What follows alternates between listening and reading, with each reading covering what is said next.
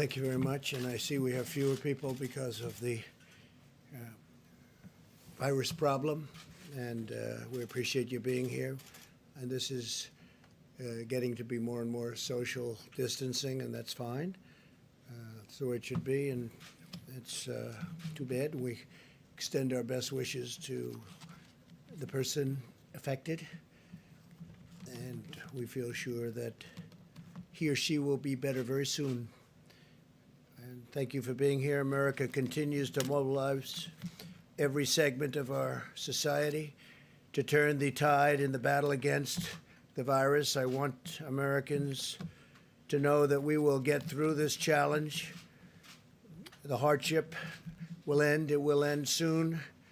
Normal life will return, and our economy will rebound very, very strongly. But right now, in the midst of this great national trial, Americans must remain united in purpose and focused on victory. To every single American, please know that the sacrifice you're making at this time is saving lives, many, many lives.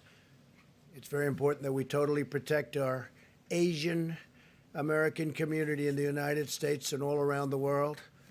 They're amazing people, and the spreading of the virus is not their fault in any way, shape, or form. They're working closely with us to get rid of it. We will prevail together. It's very important. From the beginning, we have been working closely with our nation's best scientists and medical professionals, and we will continue to do so until we have defeated the virus. Our public health experts, who are terrific, are studying the variation in the disease across the country, and we will be using data to recommend new protocols to allow local economies to cautiously resume their activity at the appropriate time. We also have a large team working on what the next steps will be once the medical community gives a region the okay, meaning the okay to get going, to get back. Let's go to work. Our country wasn't built to be shut down. This is not a country that was built for this. It was not built to be shut down. My administration continues to work with Democrats and Republicans to reach an agreement on an urgent relief bill for the millions of American workers and small businesses and large businesses that were badly affected by the medical difficulty that we've had.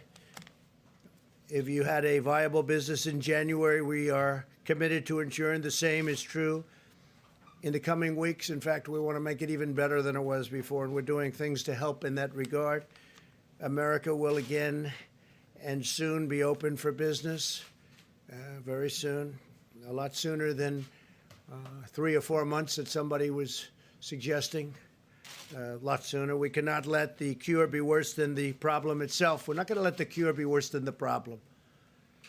At the end of the 15-day period, we'll make a decision as to which way we want to go, where we want to go, the timing, and essentially we're referring to the timing of the opening, essentially the opening of our country, because we have it pretty well shut down in order to get rid of this invisible enemy. 2 weeks ago, we moved at record speed to pass paid sick leave and paid family medical leave and approved $8 billion, including money for the development of treatments and vaccines, and we're doing tremendous work on both fronts. The vaccines are coming along very quickly. Now Congress must demonstrate the same bipartisanship again and join together to pass the Senate bill as written and avoid playing any more partisan games. They have to get together and just stop with the partisan politics. And I think that's happening. I got a call a little while ago. I guess they're getting closer. It should go quickly. And it must go quickly. It's not really a choice. They don't have a choice. They have to make a deal. This should not be a time for political agendas, but rather one for focusing solely and squarely on the needs of the American people. We are going to save American workers, and we're going to save them quickly. And we're going to save our great American companies, both small and large. This was a medical problem. We are not going to let it turn into a long-lasting financial problem. It started out as a purely medical problem, and it's not going to go beyond that. We're just not going to allow that to happen. Our country was at its strongest financial point. We've never had an economy like we had just a few weeks ago, and then it got hit with something that nobody could have ever thought possible. And we are fixing it. We're fixing it quickly. And I want to just thank the American people for what they've been through and what they're doing. Our country will be stronger than ever before, and we fully anticipate that, and it won't be that long. Let me provide you with an update on critical supplies. FEMA is distributing 8 million N95 respirator masks and 13.3 million surgical masks across the country right now. Focusing on the areas with the greatest need, we've shipped 73 pallets of personal protective equipment to New York City and 36 pallets to the state of Washington. In the past 96 hours, FEMA has also received donations of approximately 6.5 million masks. We're having millions and millions of masks made as we speak, and other personal protective equipment, which we will be distributing to medical hotspots. We're focused on some of the hotspots. Across the nation, we're seeing an outpouring of creativity and innovative ideas widely shared between the federal health leaders, governors, and mayors, the scientific community, and members of the private sector. Really working together. Everybody's working together. I'm pleased to report that clinical trials in New York will begin existing for existing drugs that may prove effective against the virus. At my direction, the federal government is working to help obtain large quantities of chloroquine. And you can look from any standpoint tomorrow in New York. We think tomorrow pretty early, the hydroxychloroquine and the Z-Pak, I think is a combination, probably is looking very, very good, and it's going to be distributed. We have 10,000 units going, and it'll be distributed tomorrow. It'll be available, and is now. They already have it. They're going to distribute it tomorrow morning to a lot of people in New York City and New York. We're studying it very closely, watching it very closely. You probably saw a couple of articles today came out where a gentleman, they thought he was not going to make it. He said goodbye to his family. They had given him the drug just a little while before, but he thought it was over. His family thought he was going to die. And a number of hours later, he woke up, felt good. Then he woke up again, and he felt really good, and he's in good shape. And he's very happy for this particular drug that we got approved in record-setting time. There's never been anything even close to it. And I want to thank the FDA, which has been incredible, and Dr. Hahn, Stephen Hahn, highly respected man, but they're doing everything possible to increase production and available supply of these drugs, not only this drug, but also others that are coming. Remdesivir is coming from Regeneron. A couple of others are also under study. But the one that I'm very excited about right now is the one we just mentioned, and I think there's a real chance. I mean, again, we don't know, but there's a real chance that it could have a tremendous impact. It would be a gift from God if that worked. It would be a big game changer. So we'll see. But distribution starts tomorrow morning early in New York, and I think a lot of people are going to be, hopefully they're going to be very happy with the result, but we're all going to be watching closely. It's something we have to try. It's been very, very successful in malaria, very, very successful. And countries with malaria have had a interesting thing happen. They take this particular drug. It's a very powerful drug. And there is very little semblance of the virus in those countries. And there are those that say because this drug is very prevalent because of the malaria. So we'll see what happens. I'm also announcing that we're postponing the deadline for compliance with real ID requirements at a time when we're asking Americans to maintain social distancing. We do want to require people to go with their local DMV. We will be announcing the new deadline very soon. It's going to be announced in a very short moment. Overnight, we successfully brought home 103 American citizens after they had been stranded for 10 days in Brazil. Following a cruise, we want to thank the Brazilian government and their great president. Most of those returned were senior citizens. My administration, in cooperation with Governor Greg Abbott of Texas and the private sector, coordinated their safe return to the United States. So thank you to Governor Abbott. Terrific governor, terrific man. Earlier today, I signed an executive order invoking presidential authority under Section 4512 of the Defense Production Act to prohibit the hoarding of vital medical equipment and supplies, such as hand sanitizers, face masks, and personal protective equipment. We have a lot of face masks, a lot of equipment just coming in, and we have some people hoarding. And Attorney General Barr is going to be speaking about that in a second.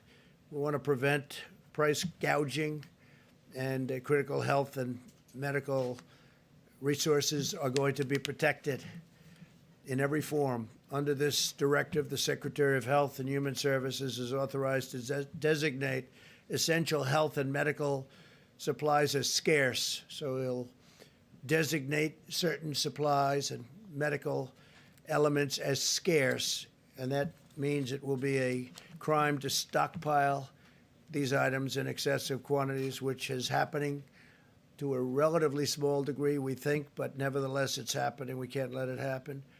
And we can't let them resell them at excessive prices, which some people are doing. Very simply, we will not allow anyone to exploit the suffering of American citizens for their own profit. So we're going to be watching that with our great Attorney General very closely. The Department of Justice will be aggressively prosecuting fraudulent schemes related to the pandemic. Yesterday, federal prosecutors took action in their first case, shutting down a website selling a totally fake vaccine, if you can believe that one. As president, I will always fight to protect Americans from being exploited. Thankfully, all throughout the country, we're witnessing extraordinary acts of compassion, benevolence, and unity. Construction companies are donating masks by the hundreds of thousands. Manufacturing workers are transforming their assembly lines. Citizens are volunteering to deliver food and medicine to the elderly. We're truly seeing America at its best. We're really seeing things that people never thought even could happen. Frankly, we never thought this could happen. But the way most Americans are working toward getting it solved and just doing what they have to do to make this go away has been incredible. It's been incredible. I want to take a moment to thank the everyday heroes who are making our vast effort against the virus possible. And thank you to the healthcare workers and the first responders. These are very brave people. Thanks also to the hardworking men and women of Federal Express, UPS, the United States Postal Service, and the truckers who are maintaining our supply chains and supply lines. We thank you very much. Great job. We also want to give our regards and thanks to everyone at our grocery stores working the night shift so that shelves can be restocked, and the restaurant workers and delivery drivers keeping our families fed. So many of these restaurants, it's incredible. They're doing service where people come and they pick it up, delivery. I mean, it's been incredible what they've been doing. Totally different business than they were in, other than they cook food. Other than that, it's like a totally different business. Most of all, I want to thank the American people for rising to the challenge and showing incredible courage, determination, patience, grace, and grit. From New York to Seattle and everywhere in between, your acts of selflessness and sacrifice and ingenuity are a powerful testament to the American character. It's really being shown. It's really showing up at a level that people are really respecting. All over the world, they're respecting. And the world has problems. We're at 148 countries now. 148 countries are affected by the invisible scourge. And all of the uplifting reflections of the American spirit are out there for everyone to see. Together, we will care for our fellow citizens, and we will win this war, and we'll win it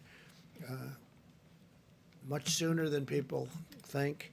and we'll be back in business as a country pretty soon. You'll be hearing about that also pretty soon. Now I'd like to ask Attorney General Bill Barr to say a few words, and we'll take questions in a little while. Thank you.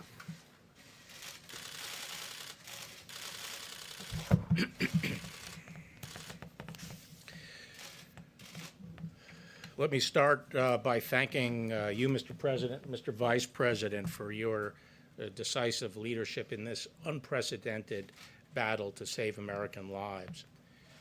At the Department of Justice, we're working hard to protect the health and safety of our personnel while at the same time keeping our enforcement efforts at full throttle. So I'd like to thank all of my colleagues in law enforcement, not just those at the federal level, but of all our state and local partners, the police officers, the sheriff's deputies who are protecting and serving their communities, often at great risk to themselves. What I'd like to do here is start with a few remarks about the order that the President mentioned to ensure the availability of critical medical and health supplies from hoarding and price gouging. On March 18th, the President issued Executive Order 13909 invoking the Defense Production Act with respect to the health and medical resources needed to respond to the spread of COVID-19, including PPE and ventilators. We have started to see some evidence of potential hoarding and price gouging. And so earlier today, the President signed a second executive order providing the authority to address, if it becomes necessary, hoarding that threatens the supply of those necessary health and medical resources. Under Section 102 of the Defense Production Act, the President is authorized to prohibit the hoarding of needed resources by designating those materials as scarce or as materials whose supply would be threatened by persons accumulating excessive amounts. Once specific materials are so designated, persons are prohibited from accumulating those items in excess of reasonable personal or business needs or for the purpose of selling them in excess of prevailing market prices. It is a crime to engage in prohibited activity. In today's executive order, the President is delegating to the Secretary of HHS this authority to protect against hoarding by designating these critical items. Now, no items have been designated yet, and the Department of Justice is going to be working with HHS to identify cases where hoarding may be impeding the supply of health and medical resources needed to respond to the COVID-19 pandemic. Today, we convened our first task force meeting, a national task force, that will be working on these supply chain issues and specifically on the problem of hoarding and price gouging.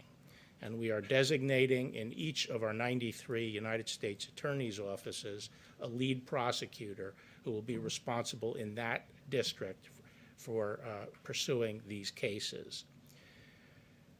I also want to say that we have not waited for this order to be signed.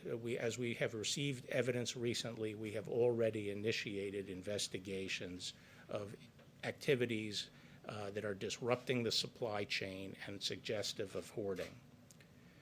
I want to stress that we're not talking about consumers or businesses stockpiling supplies for their own operations. We're talking about people hoarding these goods and materials on an industrial scale for the purpose of manipulating the market and ultimately deriving windfall profits. If you have a big supply of toilet paper in your house, this is not something you have to worry about. But if you are sitting on a warehouse with masks, surgical masks, you will be hearing a knock on your door. So with that, Mr. President, I'll turn it back to you. Thank you very much. I appreciate it. Deborah, please. Thank you, Mr. Vice President. To start, I want to really thank all the ministers of health around the world who have been sending us their data despite the fight that they're in themselves, particularly our European colleagues. They continue to send us primarily their mortality data, which is really very critical because when you're in the midst of this level of fight that many of the European countries are, following mortality data will give you the best insight right now on how the epidemic is proceeding in those countries because they really can't be testing at the level to really understand the depth and breadth of their new cases. In the mortality data that has been provided to us, there has been no child under 15 that has succumbed to the virus in Europe. There was the one 14-year-old in China. So we still see that there is less severity in children. And so that should be reassuring to the moms and dads out there. To Generation Z and to my millennial colleagues who have been really at the forefront of many of these responses, less than 1% of all the mortality is less than 50. And so this is, I think, also a very important point. That doesn't mean that individuals won't have severe disease. So still 99% of all the mortality coming out of Europe in general is over 50 and pre-existing conditions. The pre-existing condition piece still holds in Italy, with the majority of the mortality having 3 or more pre-existing conditions. I think this is reassuring to all of us, but it doesn't change the need to continue to protect the elderly. And in order to protect the elderly, we all need to continue to do the President's directives and guidance for the next week of the 15-day challenge. Finally, I wanted to really close by thanking the laboratory personnel that have been at the front lines. 250,000 tests have been run in the last 7 days. This happened because these large commercial laboratories are doing round-the-clock runs. And remember, all of them are being exposed to the virus in the same way from the swabs. Yet tirelessly, they have worked on and on to get those results available. They are still getting more tests than they can run per day. That's because we were primarily expanded into what we call the Roche high-throughput tri-core machine. Those results have been getting to the clients, and we've asked them to prioritize hospitalized patients. There was a breakthrough today, and I think you'll see this from the FDA, for all of those of you who are waiting for self-swabbing options. Those are going to be available sometime this week to be able to individuals do their own tests. That said, remember, these platforms are keeping up with those who need to be diagnosed in the hospitals and those who come to the emergency room quite ill so that hospital beds can be freed up for those that don't have COVID. So that will be critical that if you don't need a test and if it doesn't change your clinical course, do not come in to be tested. And I think that mortality data that I gave you should be very reassuring to all of you. Finally, to conclude, New York City. The New York metro area of New Jersey, New York City, and parts of Long Island have an attack rate close to 1 in 1,000. This is 5 times what the other areas are seeing. Through the high throughput lab investigations, we're finding that 28% of the submitted specimens are positive from that area, where it's less than 8% in the rest of the country. So to all of my friends and colleagues in New York, this is the group that needs to absolutely social distance and self-isolate at this time. Clearly, the virus had been circulating there for a number of weeks to have this level of penetrance into the general community. Thank you very much, Deborah. Thank you, Mr. President. The White House Coronavirus Task Force met today, but we also convened, at the President's direction, a conference call with the nation's governors, and we focused on efforts at mitigation, at testing, and supplies. We discussed the President's recent approval of disaster declarations for Washington and California and New York. But we also assured governors who've submitted major disaster declarations that we will be reviewing them in an expeditious manner to ensure the full resources the federal government are brought to bear. The President wanted us to make it clear that the federal government will do whatever it takes to support an effort that is locally executed, state managed, and federally supported. We reiterated that to our governors today, listened to them about their specific needs, and frankly, made it clear to them that while the President has published at coronavirus.gov the 15 days to slow the spread for every American, and millions of Americans are addressing these common sense guidelines to prevent the spread of the coronavirus in the days ahead. We made it clear to the governors that this president and this administration fully supports decisions that governors are making in communities and states that are particularly impacted by the spread of the coronavirus, and we are grateful for their efforts. We also spoke to the governors about the importance of the legislation that is currently being negotiated on Capitol Hill, and asked them to encourage members of the House and the Senate to move very quickly. The bill that is currently being negotiated, the President said that he believes will be resolved soon, and we're encouraged by it. We'll speed direct payments to families. The average family of 4 will receive $3,000 directly. There'll be payroll subsidies for small businesses around America to keep people on the payroll while they might be required to stay home, unemployment insurance benefits, assistance to hospitals and major industries. And we continue to urge the Congress to act and ask the governors to engage their delegations. On the subject of testing, we reiterated our thanks to states across the country that are rapidly expanding testing at drive-through sites and at community sites. As Dr. Birx just reflected, because of the unprecedented public and private partnership that the President initiated with our commercial labs, we stand here today with 313,000 tests having been completed, with the test results delivered to Americans, and still somewhat more than 41,000 have contracted coronavirus. But this state-run effort is continuing to receive the full support of our team at FEMA and at the U.S. Public Health Service. We're deploying personnel, we're deploying resources, and testing is literally expanding around the country by the hour.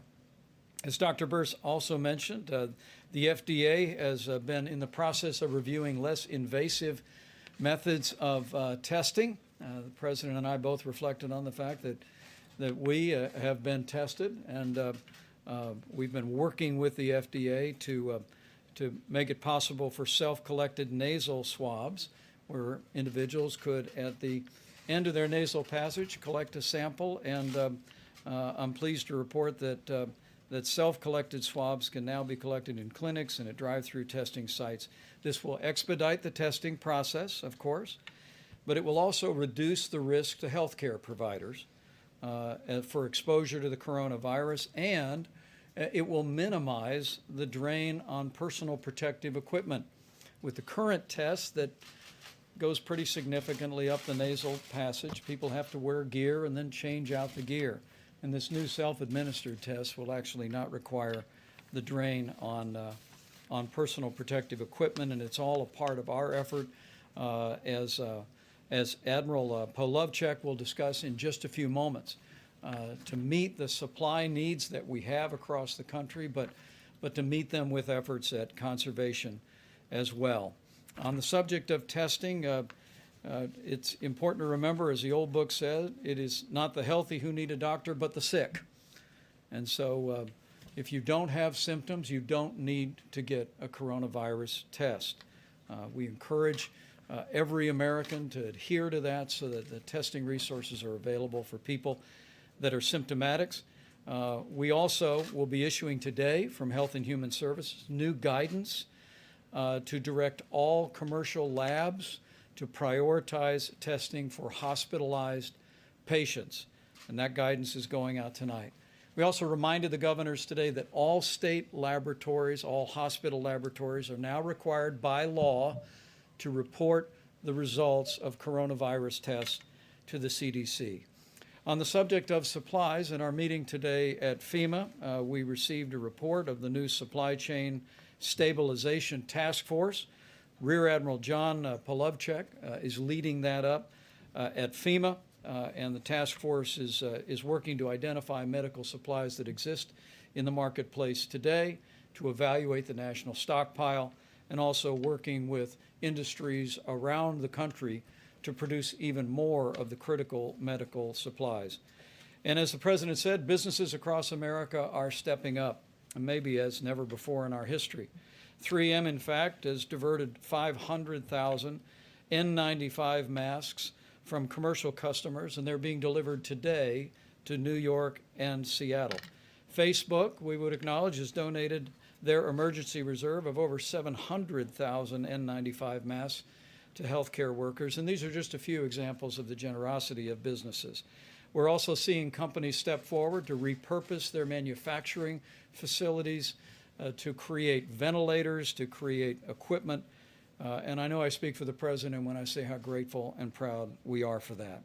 We also discussed with the governors a real breakthrough on the availability of ventilators.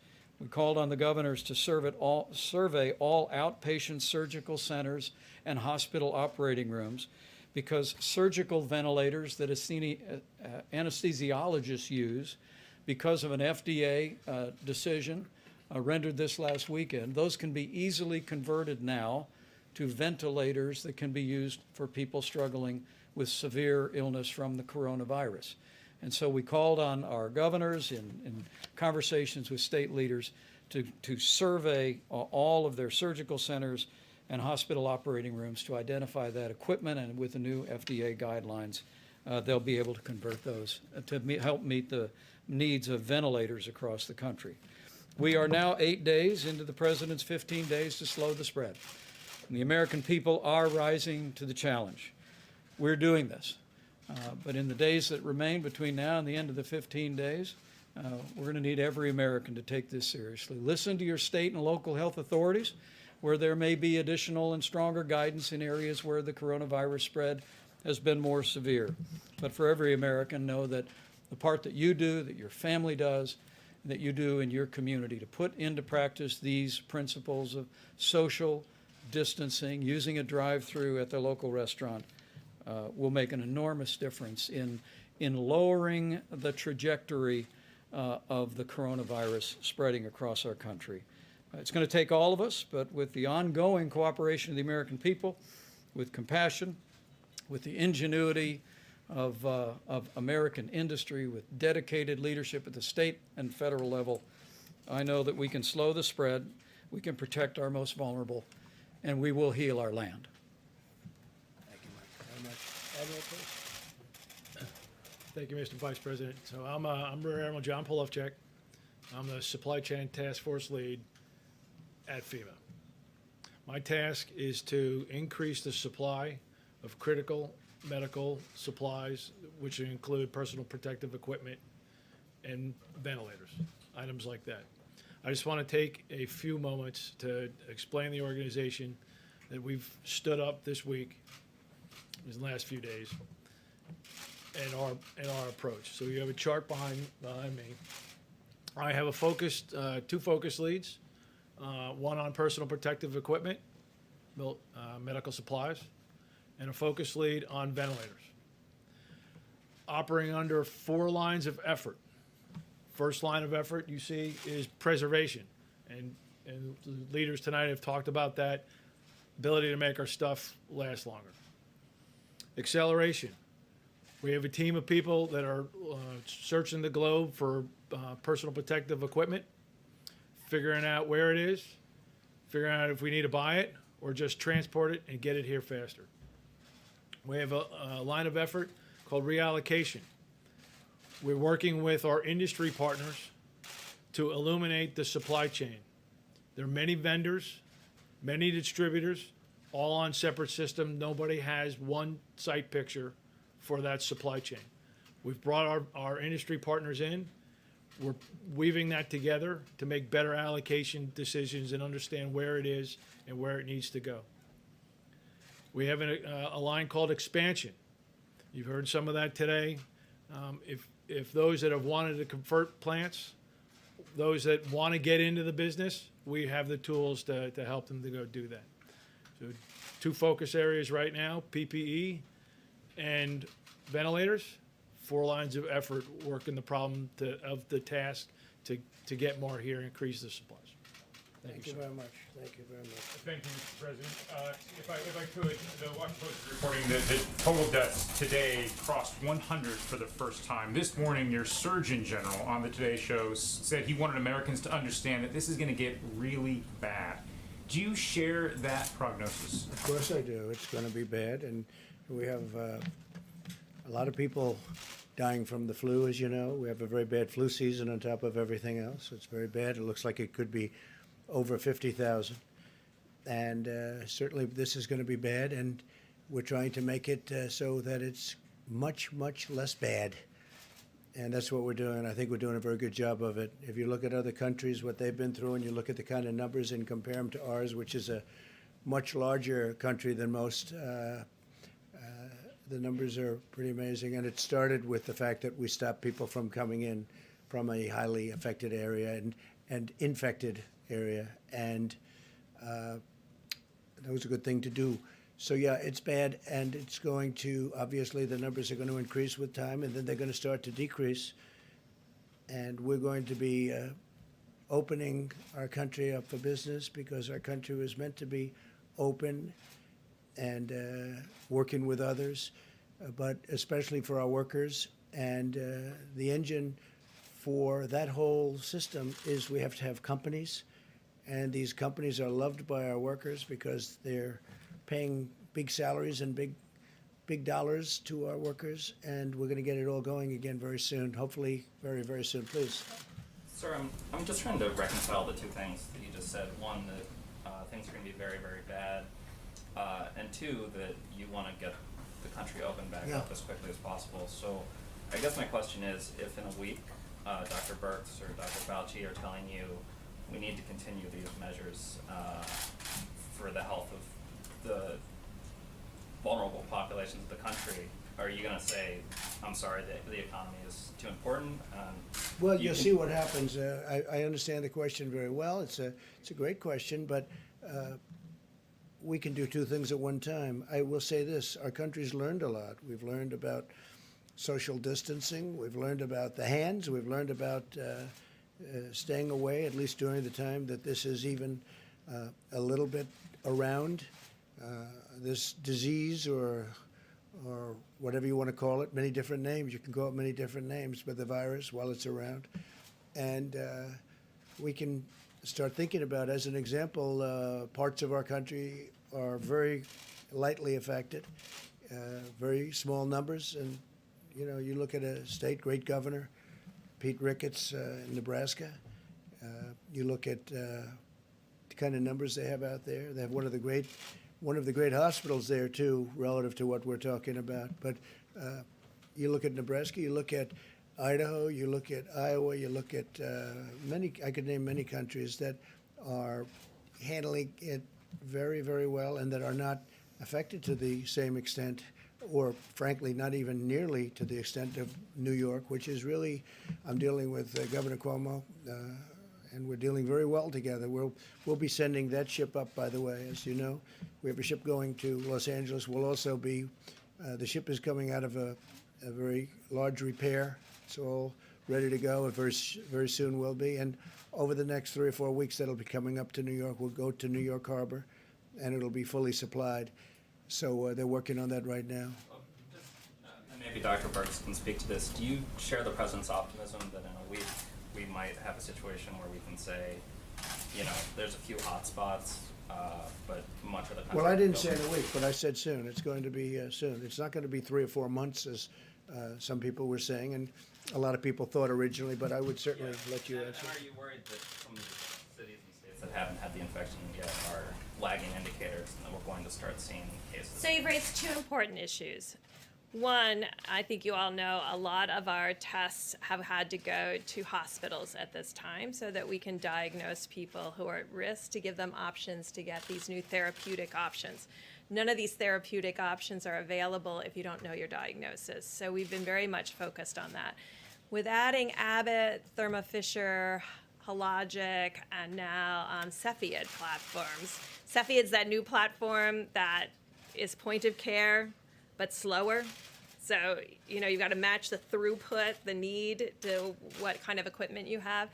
Now that we have all those platforms moving simultaneously, we can go back to doing case finding and surveillance in the areas that have the most lower numbers, as well as doing mitigation more aggressively in the places that have higher numbers.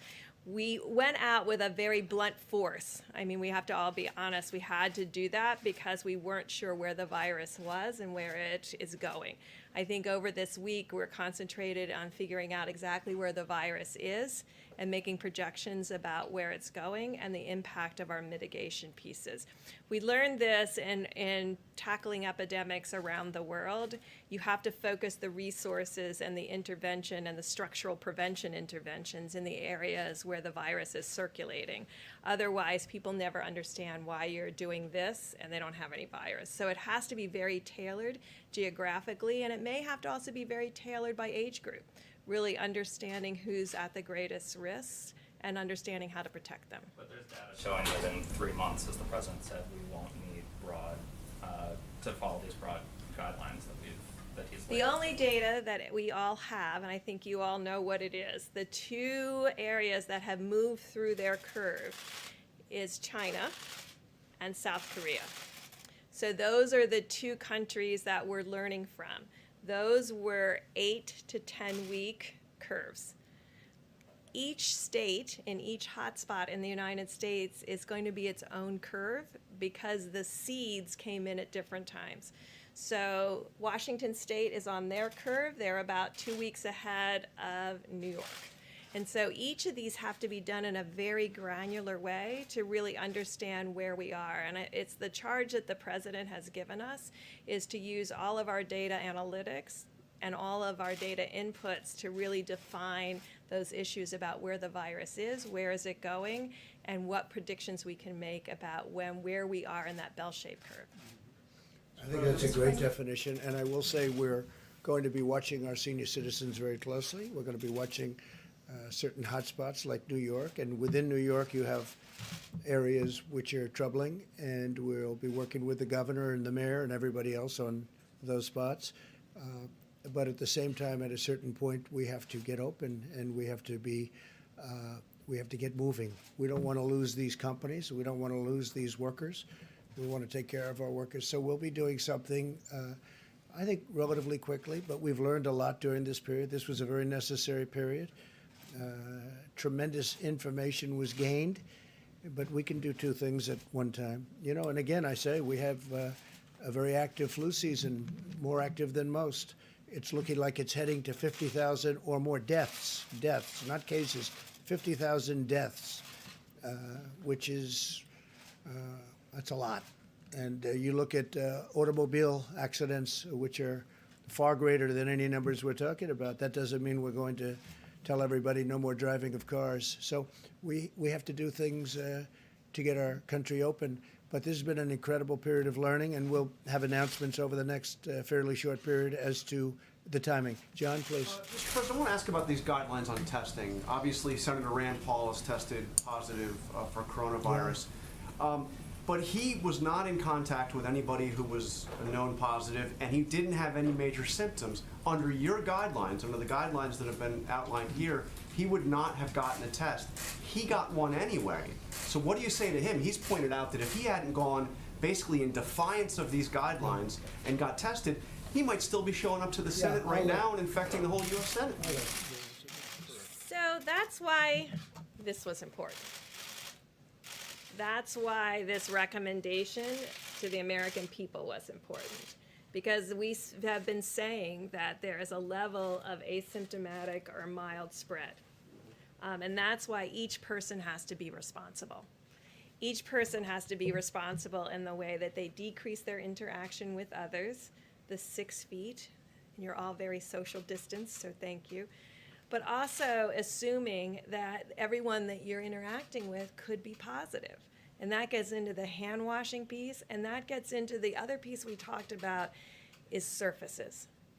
I think until we really figure out the respiratory transmission versus the surface transmission, and this hard surface transmission, not fabric, will be really critical, because that is a way the virus could spread on subways or metros, where people would be holding on to things that other people had recently held on to. So that's the real question. But if we can just keep with the example of Rand Paul, and obviously there are many other people that would be in a similar situation, but just keep with this one example. If he hadn't gotten that test, he would still be showing up to the Senate every day, to his place of work. If he had You been wouldn't want that, following would these you? guidelines, he wouldn't have been infecting others because of the social distancing, washing your hands, doing everything that we talked about. So we've talked about also how people make choices because of their jobs, that they have to come in. You'll notice I was not here over the weekend. I think this is the part that we really need to take personal responsibility for. Saturday, I had a little low-grade fever. Uh-oh. So, actually, probably a GI thing. But you know, I'm meticulous. I'm a physician. I looked it up. I ended up piggy banking. I'm from Walter Reed, so I got a test late Saturday night, and I'm negative. I stayed home another day just Thank you for saying that. yeah, just to make sure. That's how we protect one another. So, you know, unless everybody's taking their temperature every day, we can't say that he had no symptoms. These are the kinds of things that we have to do for one another. This is the personal responsibility that I'm talking about, that we all have to practice. And Mr. President, when you say you don't want the cure to be worse than the problem itself, so are you saying that if we kept these measures that we're doing now in place for a couple of months, 2 or Well, 3 they months? will be in place. At some point, we're going to open up our country, and it's going to be fairly soon. Weeks or months? Because you seem to be I'm not leaning looking. more I'm not towards looking weeks. at months. I can tell you right now. We're going to be opening up our country, and we're going to be watching certain areas, and we're going to be practicing everything that Deborah's referring to right here. I mean, we're going to be watching this very closely, but you can't keep it closed for the next, for years.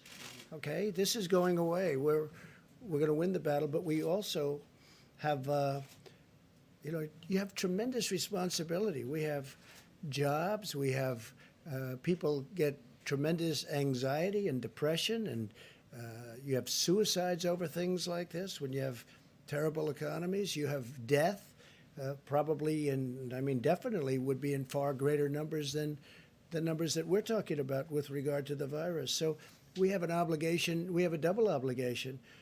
We have a great country. There's no country like it in the world, and there's no economy like it in the world. I mean, we were just blazing. We were coming out with numbers that some numbers weren't even reported because it was already, this had happened. They were meaningless. I got numbers about myself that were meaningless because by the time the numbers came in, it's a whole different world with this. But I will tell you that we can do both things, John. We can do them both at the same time. I mean, that's okay. What we have gone through is a tremendous learning process. And we've also solved a lot of problems, but we've gone through a tremendous learning situation. Now, we're building hospitals in New York. We're building hospitals in California. We're building hospitals in the state of Washington. We've been in touch with the governors.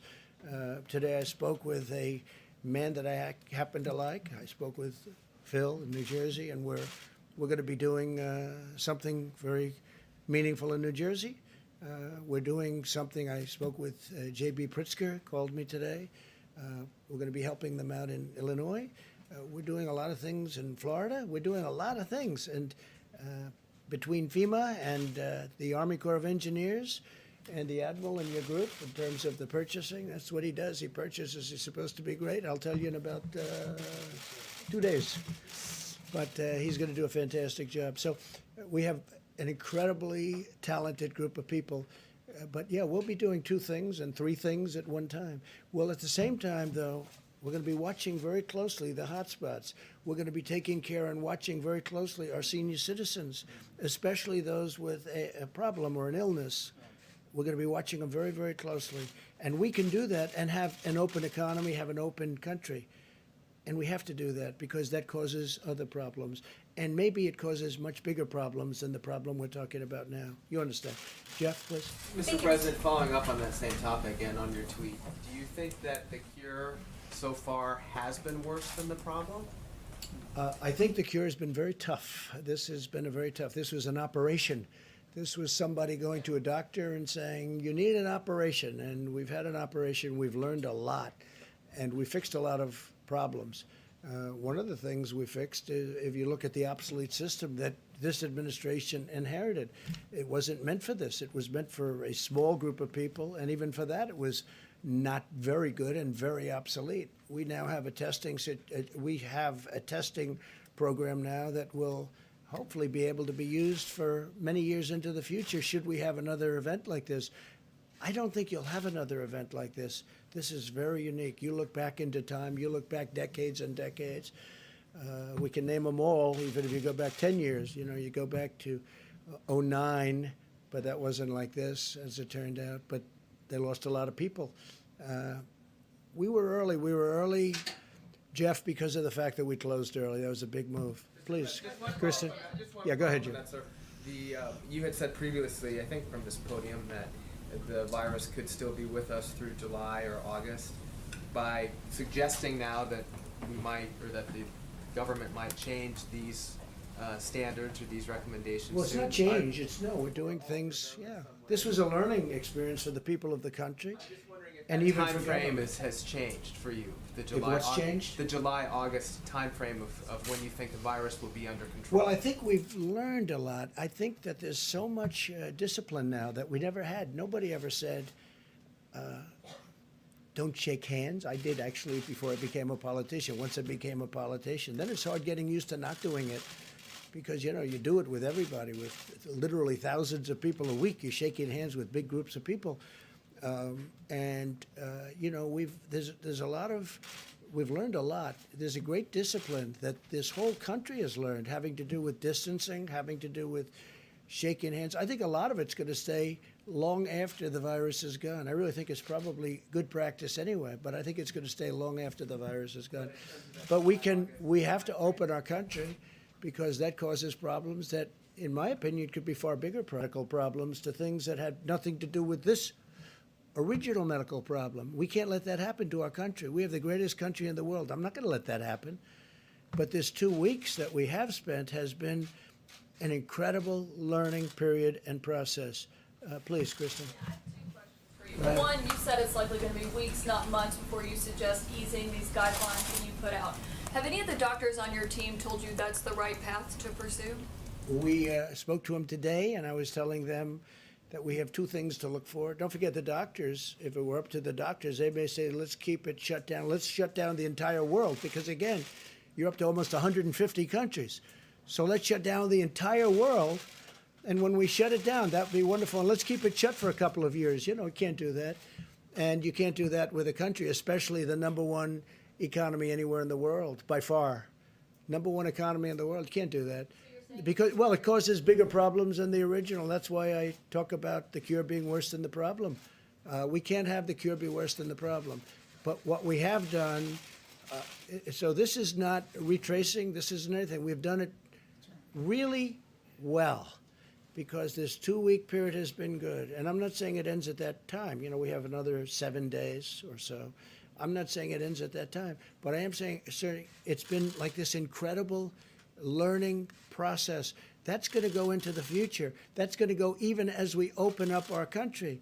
And we're going to be watching New York, and we're going to be watching California. We're going to be watching the state of Washington and other places. Illinois is becoming a hotspot. And we can do both. Now, we may quarantine. I mean, we will be quarantining many people in these areas. There are other areas that just aren't affected, or they're affected very little. And why would we close down 100% of the country? There are areas within New York where New York will be open, but there are areas within New York. Remember this, New York has the New York Stock Exchange. It has NASDAQ. It has the exchanges. To close the New York Stock Exchange and NASDAQ and with all of the great work they're doing, I mean, they've gone largely to computer. You look at the floor, it's incredible what they can do, but it's fully open. But we don't want to be doing that. But we can do, what I'm saying basically is that we can do 2 things simultaneously. And we've had this incredible learning period. Plus, people have been in a period and they won't be calling, oh, gee, because I've got many, many people that now come to me and say, we get it. We think we can really do it now and do it while we're open. So at some point, we'll be setting some guidelines. We'll be setting some date lines, and we'll be announcing them in the not-too-distant future. Have any of the doctors on your team endorsed easing the federal We've guidelines? not endorsed. We talked together, and I think they're okay with it, and I'm okay with it.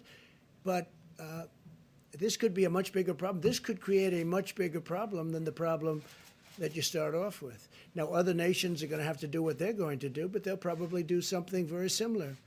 But in our case, much more so than anyone else because of the magnitude of our economy, the tremendous size of what we've built and what we have, and the jobs involved. You know, you have almost 160 million jobs in this country now, the most ever by far the most ever. The number of jobs, almost 160 million. So we can't turn that off and think it's going to be wonderful. There'll be tremendous repercussions. There will be a tremendous death from that. Death. You know, you're talking about death. Probably more death from that than anything that we're talking about with respect to the virus. If we continue with these strict guidelines than if we ease them? No, I think we're going to do them both. I think that's what I'm saying. I think we can do them both. Now, we haven't announced a date, but we're getting fairly close to coming up with a date, and it's a much shorter period of time than I've been hearing the news report. And I think everybody should be happy with that. But great knowledge was gained. Please. I had two questions for you, Mr. President. My second one is on what your economic advisor, Larry Kudlow, said today. He was talking about this, and he said that there are going to have to be some difficult trade-offs if you do ease these guidelines, because he wants the economy to be You mean with the open again. Democrats you're talking about? No, he was talking about how you said, you know, the cure shouldn't be worse than the problem, and he was talking about reopening the businesses, getting the economy going again. What are those difficult trade-offs? Well, it is true. I mean, if he said, I didn't hear him say that, but if he said difficult trade-off, sure, it's less convenient. Before you walk and you hop in the subway and you grab the handle and you go down to wherever you're going on Wall Street and you do all sorts of things and you go in and you open the doors going into your great buildings or into the exchanges, and now you're not going to have to maybe think about doing that, or you're going to think about doing it a different way. No, there are many trade-offs. It's a different life, and maybe it'll remain that way, frankly, after the invisible scourge is gone. Maybe it's going to stay that way. Not a bad thing to stay that way, but no, there are trade-offs. There's no question about that. But I actually think I think in the end we're going to end up being bigger, better, and stronger. We have learned a lot. Please. We're seeing an increase of cases in Latin America, in the Middle East, It's true. in Latin some places in Asia. Are you considering a new round of travel ban? No, we're not really. I mean, something like that could happen, I guess, but we're not really. They thought we were going to have bans within the United States. We didn't do that. We're not going to have that. Hopefully that'll take care of itself. No, in Latin America there's been an uptick. Yeah, please. Mr. President, just quickly, a second question. What prompted you to say at the beginning of your comments that you're going to take care of the Asian Americans? Has there been something in particular that was? Yeah, because it seems that there could be a little bit of nasty language toward the Asian Americans in our country, and I don't like that at all. These are incredible people. They love our country, and I'm not going to let it happen. So I just wanted to make that point. Because they're blaming China. People are blaming China, and they are making statements to great American citizens that happen to be of Asian heritage, and I'm not going to let that happen. Please. You say you want to reopen the country, but most schools across the country are closed. 2 states now are closed for the rest of the school year. How are parents supposed to go back to work and educate their children right now? The governors of the various states will have a lot of leeway. If we open up, and when we open up, the governors in certain states, for instance, you go to some of the states I just mentioned, those schools are going to be open. In many cases, they're open now. But the schools are going to be open. In other cases, Governor Cuomo, Gavin Newsom of California, certain governors are going to maybe have a decision to make. Now, they may make a decision to keep them open in a certain part of New York and maybe in Westchester County or wherever it may be, they'll keep them closed. But they're going to have leeway. We're giving the governors a lot of leeway. Do you agree with the decision to close it several months out at this point? These governors are saying they're expecting a peak in the next couple of months. and have made a decision for the The rest of the governors are year. going to make those decisions. That's going to be up to the governors. And they're very capable. They'll be able to make the decisions. Please. Sir, will you explain why a $2 trillion economic stimulus is needed if you are going to reopen the country in a period of weeks, not months? Because the virus has had a big impact on our country. So we're going to give a stimulus so that the workers can live their life. It was not their fault. It wasn't the workers' fault. And we are going to give a kick so that it's a kick. And this way, we think the workers can get a fair start. The small businesses we're taking very good care of. We want to take care of these small businesses. They really are the engine of this country. A lot of people don't know that. You know, everyone thinks of these great, big, beautiful businesses, who, by the way, have been very badly hurt also. But the small businesses have really historically been the engine, and they still are the engine of the country. And you'd be amazed. The workers love those businesses, and the workers contact us, and they want us to help those businesses because that's where they've made their living. That's where they've been paid a lot of money over the years. And, you've been seeing what's happened over the last 3 years where salaries and wages have gone up very substantially for those workers. And then we got caught by this sudden craziness coming into our country and coming all over the world. So we need to make sure that the companies are strong and that the workers are strong, and that's what we're doing. And, hopefully the Republicans and Democrats are going to be able to make a deal, and they're actually fairly close, but we'll see what happens. Please. But does it still need to be $2 trillion is my question.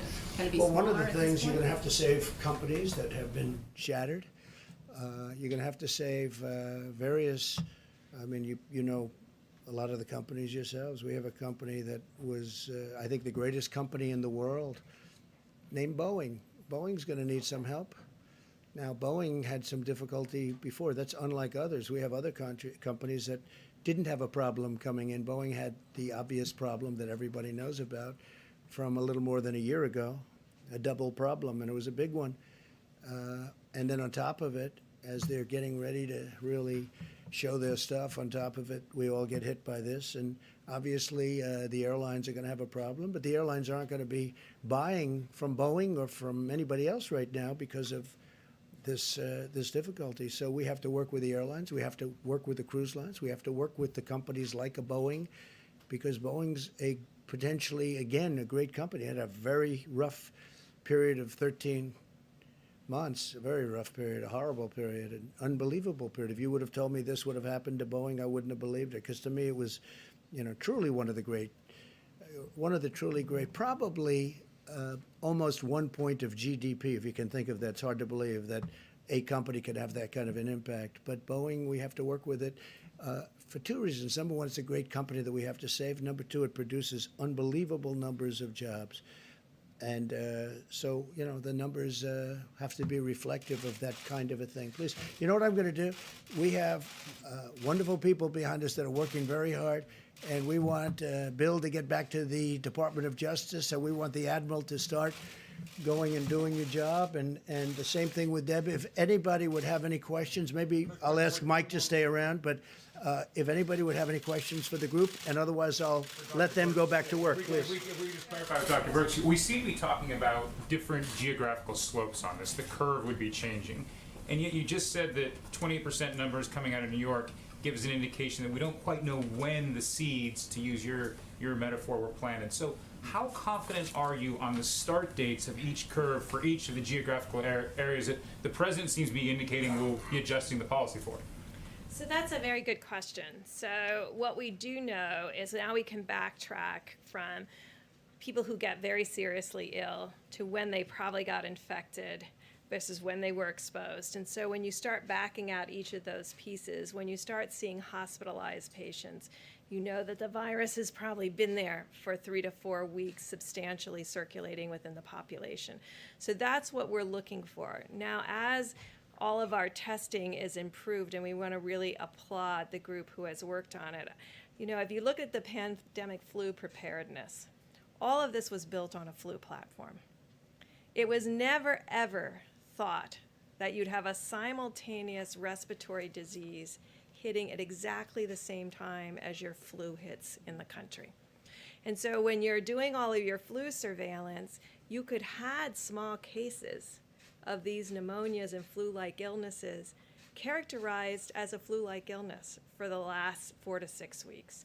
And so that's really a caution to all of us. And so when we get through all of this, we'll be looking at each of the pandemic preparedness plans. A long way of saying we know Washington State is a little bit ahead of New York because of the hospitalization records. What we will get to as a country with the amount of testing that will be available is being able to do what the president talked about simultaneously doing containment contract tracing at the same time you're doing mitigation. And I think right now we put everything into mitigation. Yet if we geographically get specific data by zip codes and counties, we'll be able to approach this in a very laser-focused way, making sure that what we're doing in each of those areas is absolutely appropriate for where they are in their own little bell-shaped curve. Dr. Brooks, Go ahead, please. Dr. Brooks, when will the government roll out the antibody tests so people can know possibly if they've been exposed? So several of them have come to the FDA, I believe. Obviously, that's something I'm very interested in for 2 reasons. One, it will give us a retrospective on where these infections were, who was actually infected, and how really asymptomatic versus mild versus all of that comes into the spectrum. Secondly, by people who have high titers of those antibodies, those can become our solution with plasmapheresis for those in need and the making of hyperimmune globulin. So knowing who they are becomes really critical. But I think we're still a couple of weeks out. I have to go back and talk to the FDA where each of these are, because this is what saved us with when you do flu swabs, when you do strep throat swabs, and now where you do an HIV test. So these are the kinds of tests that we know will be critical in the future.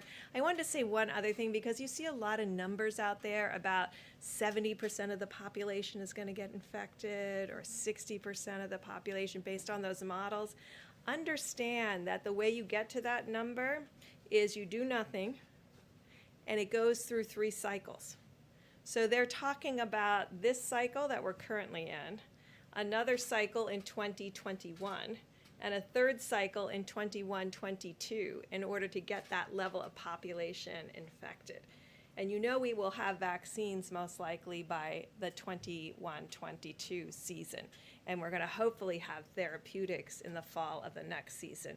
So the reason we're so much focused on blunting the curve for this piece is if the virus comes back, we'll have much more facility both for diagnosis, testing, monoclonal antibodies, treatments, and then the vaccine. And Dr. Brooks, a question about the serology blood tests, which some people said hold some real promise here. When will those be FDA approved, and when will they be widely available? So that's what she was just asking about. So these IgGs and IgM, both point of care, I can tell you it would be no problem making ELISA today. But then you're drawing blood, you're processing blood, you're running plates. That's what we did in the past. We really want a finger prick type assay where you can just put a finger prick on and get your IgG and IgM. So that's what we're working on right now. Realistically, how long till that's approved and available would you? I can't answer because I have to look at where each of the companies are that are in their development processes. Sounds like a while then. Well, there's some that are developed now that they were using in Singapore. So we're looking at those to see how those work. Should be fairly quick. So we're looking at those, but you know, we're very quality oriented because we want to make sure we don't give people false negatives or false positives. I have a question for you. So we have a lot of very angry media all around this room, and they want one of these seats. But because of social distancing, we are keeping them empty. And they are keeping them empty. Will there ever be a time when all of those really angry people who don't like me much to start off with, but now they really don't like me, will there ever be a time when these seats are full, like full to the brim like it used to be, where people are almost sitting on each other's lap?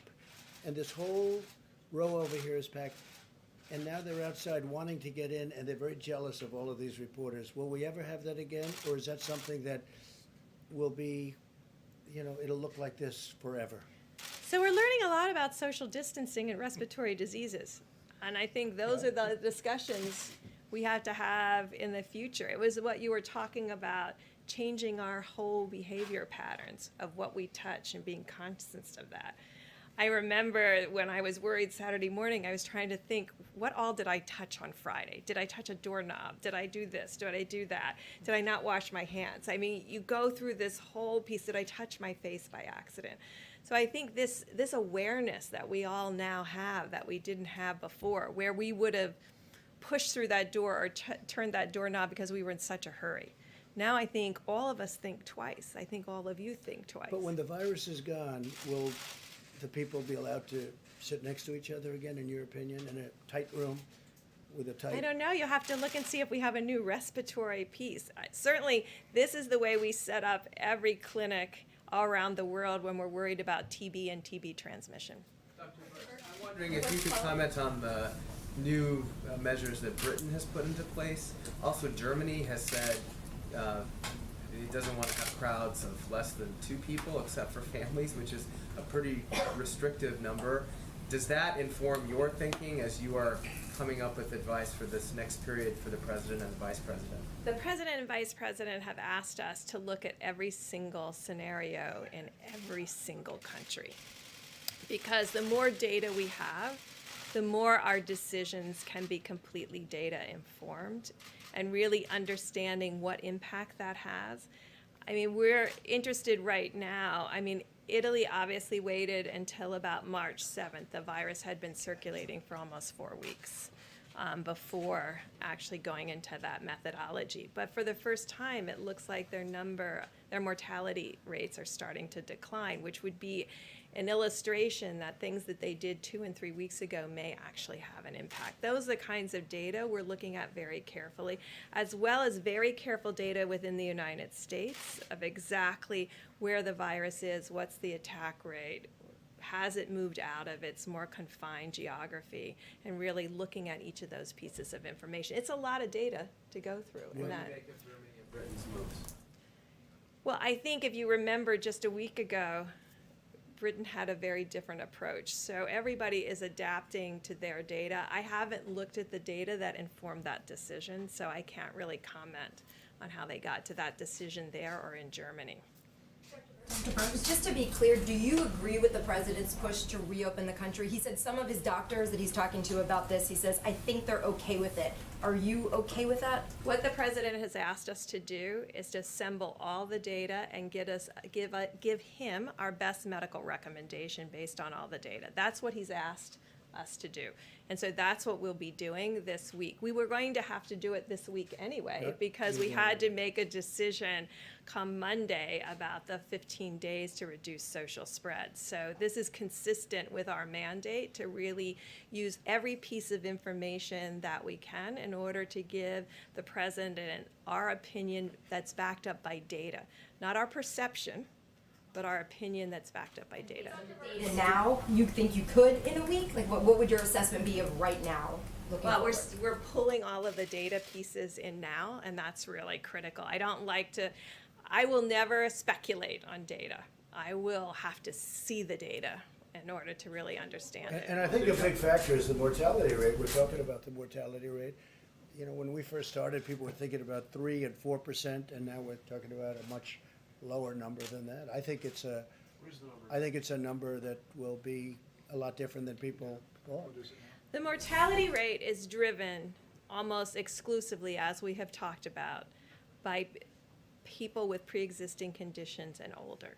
So that has become, from the very beginning, that was our emphasis. You know, when we started 2 or 3 weeks ago talking with one another, our focus has been on how do we protect those with pre-existing conditions and the elderly. And I think these steps were about protecting with pre-existing conditions.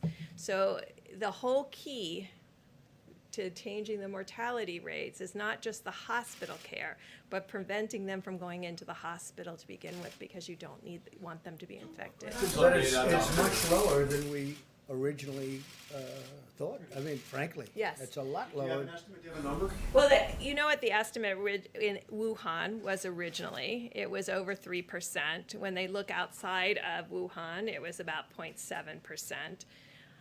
It depends very much. In South Korea, it was about 0.7, 0.8%.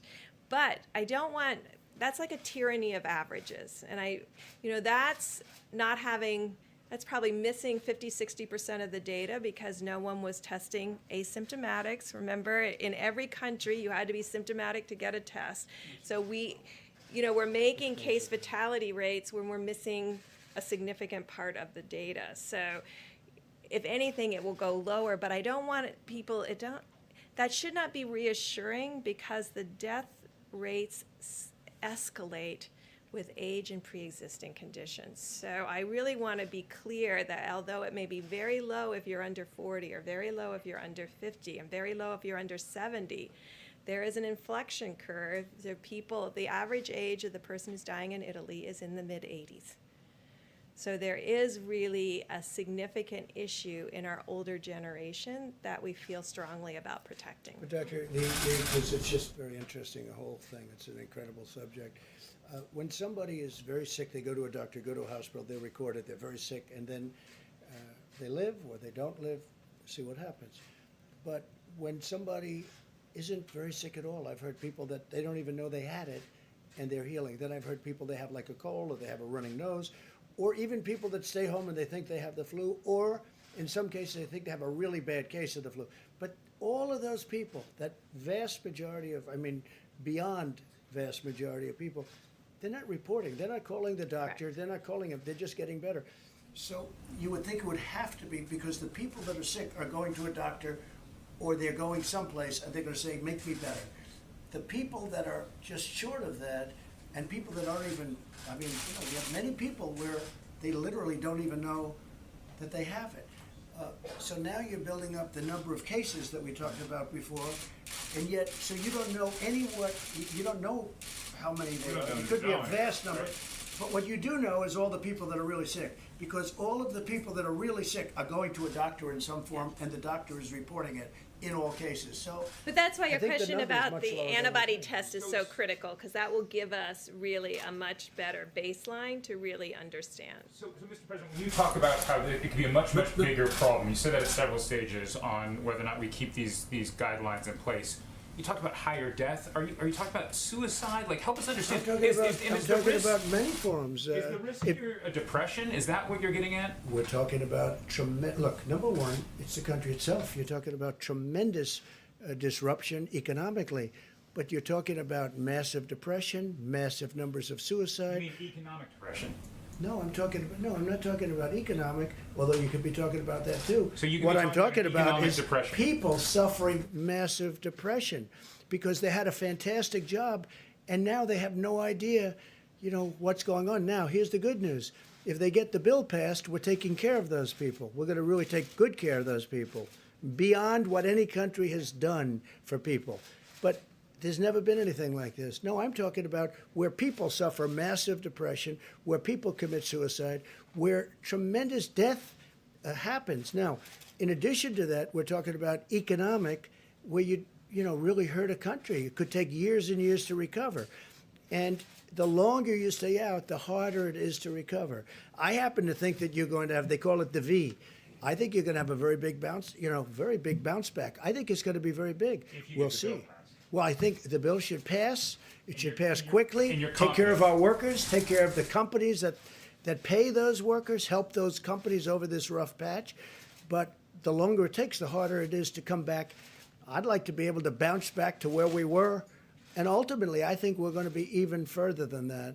But I'm just saying that what's happening when I say the cure, and the cure could be worse than the problem itself, right? That's what we can't let that happen. We can't let that happen. We've learned so much, and so many good things are going to happen for our country. We can't let this continue to go on. So what we're doing is we're meeting with the doctors, Dr. Fauci, Dr. Birx, and others, and we've already started the discussion. And I can say that, I'm a student like your students. We're all learning this together.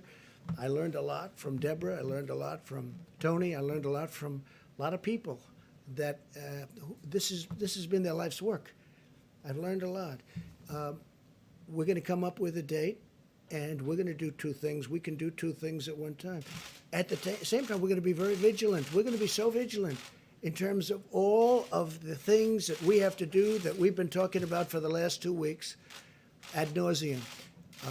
And I think it's going to be ultimately a far better solution for our country. Yeah, please, go ahead. What advice is Dr. Fauci? Deborah, why don't you go back? And we want her to go back to work immediately. Thank you. Great job. Thank you, Deborah. Can I have one more question? Yeah. Deborah? One more. Come on. They won't let you go. So there's still 1 week left to go and 15 days to slow the spread. Doesn't talk of reopening the government quickly undermine that? I mean, why would anyone today still social distance or not run out to see Actually, the it cherry should blossoms? reinforce it, because if people know that we're considering and trying to understand the impact of the good work that they have done, I think it reinforces them to do good work for the next whatever it is, days, weeks in the future, because it says to them, we're looking very carefully of the impact that the work that you did, the selflessness that you brought to this, the ability to stay home with your fabulous children, your ability to social distance, the ability to give up on going to restaurants and just having takeout, all of those sacrifices, the ability of your protecting our elder generation, the greatest generation, and making sure they're safe in nursing homes but not seeing them. All of us have made sacrifices. I haven't seen my grandchildren in 3 weeks. I know other people are like that they have really made those personal sacrifices. What we're asking every American to do is to make those personal sacrifices for these next week and now, so that we can evaluate the impact of that sacrifice. So I think, if anything, it strengthens the willpower to say, yes, I can do this. Thank you. Thank you. Mr. President. So, can I ask, where is Dr. Fauci Go ahead, today? please. Go ahead. 1 second, please. Sir, one thing some public health officials have said would be helpful is to open back up the ACA exchanges so that people who are worried about perhaps getting treatment could go sign up for insurance now, even though the open enrollment period is open. That's something you can do with Well, it is. It's something we're talking to a lot of people about. We'll see what happens, but we're talking to people about it. Go ahead, please. Where is Dr. Fauci right now? Why is he not at this briefing? Will he attend future ones? Oh, And I was just with him for a long time. And he's at the task force meeting right now. We have a task force meeting. He was there. does he agree with you about the need to reopen the economy soon? Well, he doesn't not agree. I mean, we had a long talk, and he understands there's a tremendous cost to our country, both in terms of lives and in terms of economics, and in terms of many, many years of rebuilding something that was a fine-tuned machine. It was nobody's fault. It just happened. This horrible virus came from wherever, and it just happened. It just happened. He fully understands that. No, he's a good man. I like Dr. Fauci a lot, just so you understand. No, he's not here because we really weren't discussing what he's best at, but he'll be back up very soon. Yeah, please. And we'll be discussing dates and times with him. And we are talking about I don't want to use the word abbreviated because so much has been gained by what we've done, but we're talking about not during the period, during the 14 or 15 days, but not too long after that. Which I think is going to make a lot of people happy. It's going to make a lot of companies happy. It's going to make a lot of workers happy. Yeah, John? Mr. President, so ultimately, will you take Dr. Fauci's recommendation on this, or are you thinking he's just looking at one set of inputs? I would certainly, he's very important to me, and I will be listening to him. I'll be listening to Deborah, who you just spoke to. I'll be listening to other experts. We have a lot of people that are very good at this. And ultimately, it's a balancing act.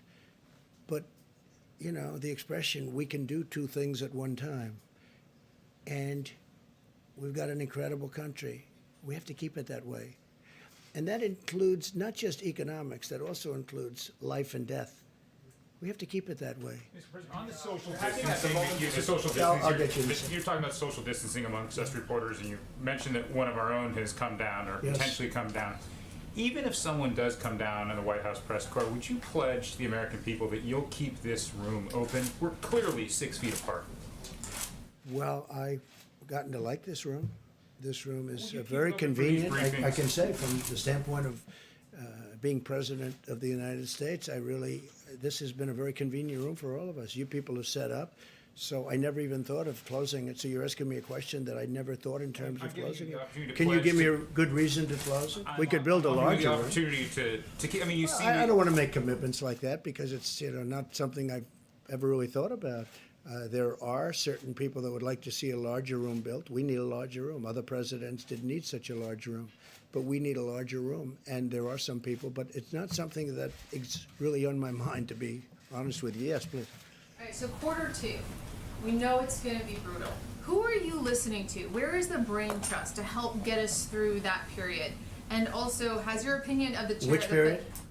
Q2, the second quarter, JP Morgan Stanley, Goldman Sachs, they're all predicting a pretty dire second quarter. So who are you listening to? Where's the brain trust? You have all these medical advisors. I think we're listening to many people. I mean, that was my world. I know many of those people. I have many people that are friends of mine, some enemies also, by the way. But, it's been a good world for me. I like that world. I like those people. They're tough and they're smart. But I listen to many of them. Ultimately, they all go into that computer, and I say, this is what we're going to do. I have to make a decision. This is a very important man right here to my right, our great vice president, because he's got a great instinct about things, too. So I'm going to be listening to Mike. He's headed up the task force, I think, brilliantly. I think it's going to go down as that because he's really done a job. He's been, not only has he been good, he's been soothing. He's really been great for the American public to watch it. And I mean that in the most positive way. There is a solidity with Mike that you don't find in many people. He's been soothing. He's been good for the American public. They have confidence in him. I think he's done an incredible job. And his advice is very, very important to me. So he's going to be he didn't come from that world, the world of finance, but he understands the world of finance. He was a great governor in Indiana. They did very well financially, too. So you won't give us even one name of someone else you're listening to? Well, I could give you a whole list, and we'll probably even set up committees. I'd rather not give you one because then I'm going to leave out. I have spoken to so many people, and I'm. Turned on the spigot today. What? Are you happy with the Fed now that he's turned on the spigot? I am happy with him. Yes, I think he's. I really think he's caught up, and he's done the right thing. And I think ultimately, we will be rewarded because of the decision he made over the last. He's really stepped up over the last week, and I have to tell you, I called him today, and I said, Jerome, good job. You really did it. It might be. He was, a little bit slower than I would have liked in the sense of what he was doing. Now, other people might have liked it. But today I called up Jerome Powell, and I said, Jerome, you've done a really good job. I was proud of him. That took courage. And ultimately, you're going to see the fruits. Now, he's not finished. I mean, he's got other arrows in the quiver, or whatever they say. I will tell you, he's got plenty of arrows. But, no, I'm very happy with the job he did. Mr. Vice President, you said that you'd bring the Secretary of Education here either yesterday or today. Why isn't she here today, and can we expect her this week? Also yesterday, you said you'd have some guidance for us on people who had potentially been exposed to the virus returning to work sooner. Do you still expect that guidance? Yes, thank you for the question. I spoke to the Secretary of Education today, and we're going to have her at the podium very soon. The Department of Education has created a very easy waiver application for every state. It's virtually an automatic application for states that want to be excused from national standardized testing requirements. We reviewed that with all of the governors today. And also what's called distance learning, the accreditation process for higher education. The Secretary of Education, at the President's urging, has loosened the rules around distance learning. You're seeing many colleges and universities embracing distance learning now, putting it into practice. We've allowed for that, but also the Department of Education is setting up a website and best practices information for K through 12 distance learning. And she actually told me that the state of Florida and New Hampshire are really setting the pace on distance learning for K-12. My wife is an elementary school teacher. Obviously, there's different challenges for distance learning for K through 12 students, particularly younger kids but the Department of Education is determined to continue to make those best practices available. We talked about the website that's being built, and she'll be coming and making a presentation on that, because as the President reflected a little bit ago, as Dr. Birx did, we understand there's a lot of kids out of school, but parents are anxious. A lot of kids out of college and university, like my daughter, who's has been dismissed from what remains of this semester of grad school, but is still doing the work, and the Department of Education is working earnestly to make that a reality. See her this week? I'm sorry? We'll see her this week? Yes, I'll have her here this week. She, given the issues that we were dealing with today with the Attorney General, we thought it might be just as timely in a few days.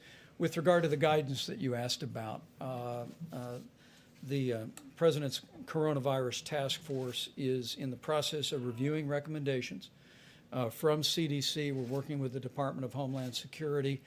We'll be bringing those to the President as recommendations of approval. We're specifically looking at people that work in critical infrastructure, people in law enforcement, people in critical transportation.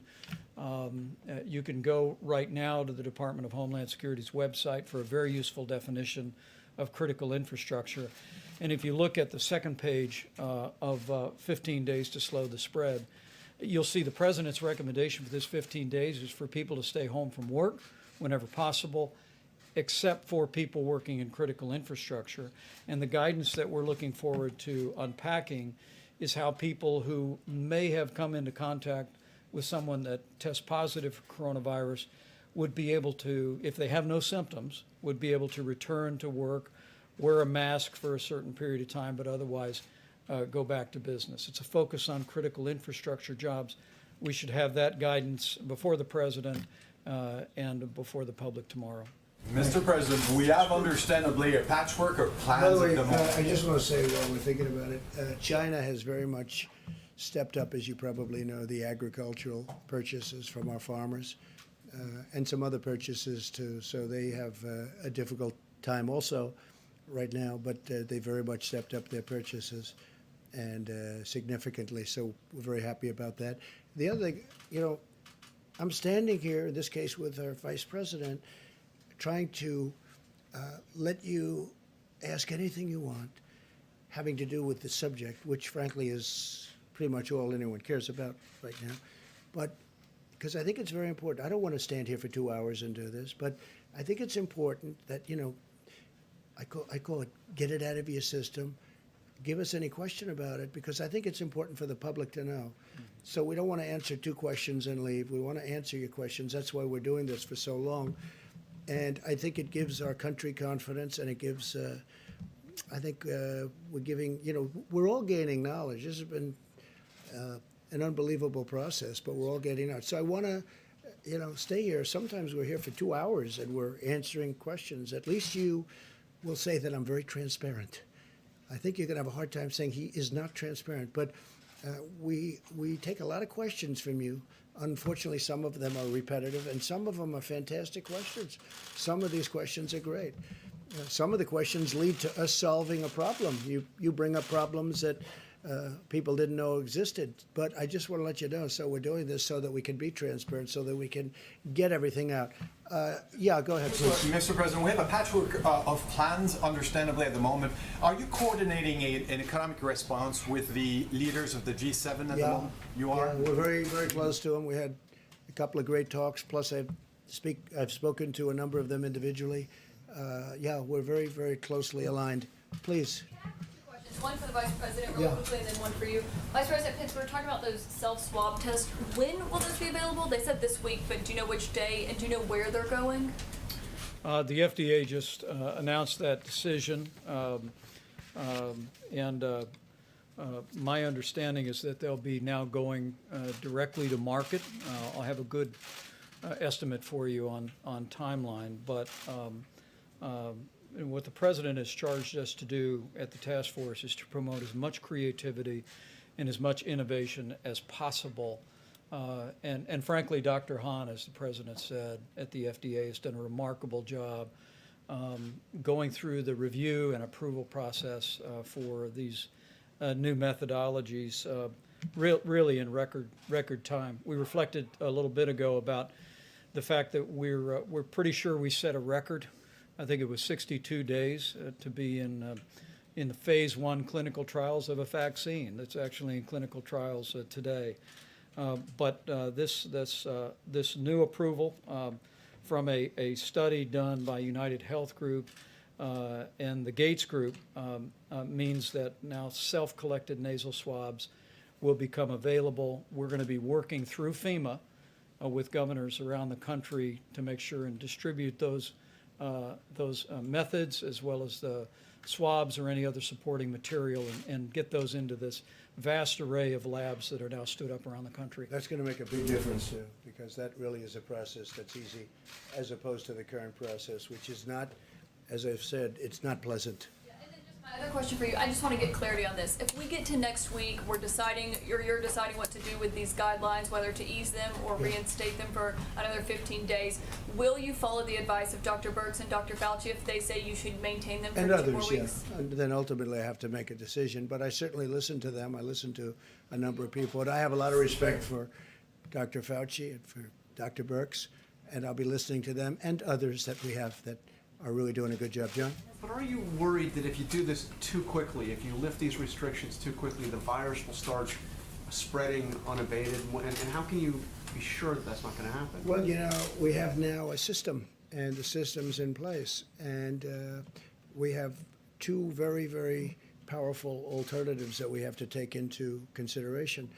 And as I said, one of the things that has really gotten me thinking about this, number one, I'm looking at what's going on, and you know, life is fragile and economies are fragile, but one of the things is the mortality rate, John.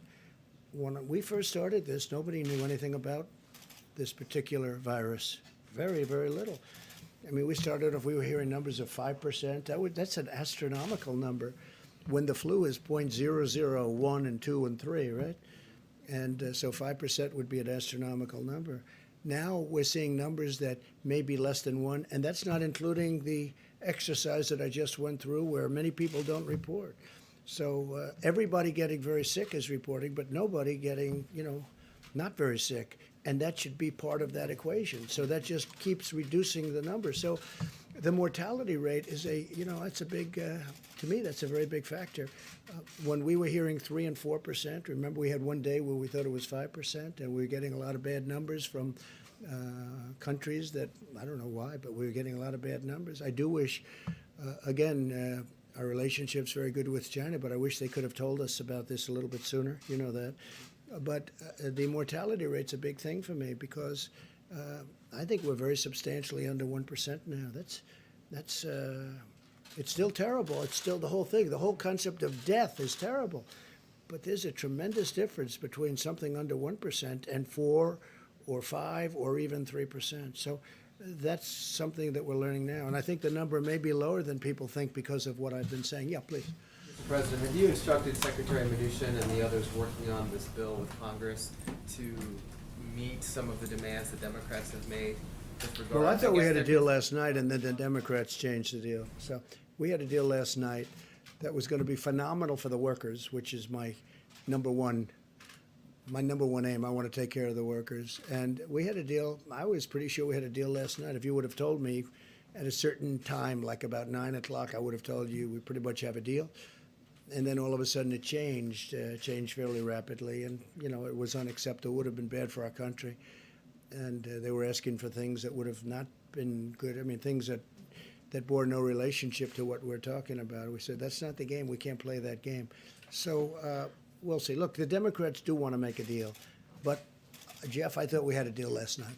And if you come further into this process weeks or months from now and decide that further stimulus is needed, will you be able to work with Speaker Pelosi on that? I'll work with anybody to help the American people. I will. I don't care who it is. I'll work with anybody if I feel I'm going to help the American people and the American worker. Yeah, please. Mr. President, some states are still reporting a shortage in materials needed to actually process the tests. So what is the administration doing to get all the states the materials that they need? Well, you just saw the Admiral, and You just saw the FEMA people, and you just saw the Army Corps of Engineers, and we're building hospitals in New York and California and state of Washington and New Jersey. I just made a commitment to Phil that we're going to help him out with some of the areas in New Jersey, which is very important, a great state. So we're doing a great job, and we're there to help the governors. But the governors are on the front line, and they can do some of it themselves. Governor Cuomo, he's been working very hard, and he worked with me on the hospitals and medical centers, because it's not just hospitals; it's called hospital, and another is medical centers, of which we're building numerous for New York, and we have it all laid out. We have Javits Center, and then we have other locations throughout the state, and I think it's really a great plan, and we're going to have FEMA and the Army Corps of Engineers involved, and I've worked with them. We're building a wall. We're up to over 150 miles of wall on our southern border, which is now turning out to be even more important than we originally thought, but I always thought it was very important having borders. And so I'm working with the Army Corps of Engineers, and I see what they do and how they do it, and that used to be my business, and I know it very well, and they're very professional. They're really good. So you're going to see a lot of good things happening in many states, beyond the states I just mentioned. In many states, we're working with Governor Ron DeSantis in Florida. We're working with Governor McMaster, right, in South Carolina, where they have a little bit of a breakout, not by comparison, but a little bit. We're working with many governors in many states. Actually, states where you almost would think that they have it under pretty good control and they've done a great job.